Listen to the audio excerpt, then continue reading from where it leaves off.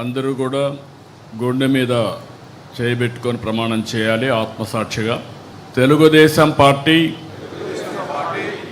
ఆశయాలకు పవిత్ర లక్ష్యాలకు కట్టుబడి ఉంటూ పార్టీ సభ్యునిగా క్రమశిక్షణతో ప్రజాసేవాభావంతో మనస వాచ కర్మేణ నిరంతరం పాటుపడుతూ నిస్వార్థంగా అవినీతి అక్రమాలకు పాల్పడకుండా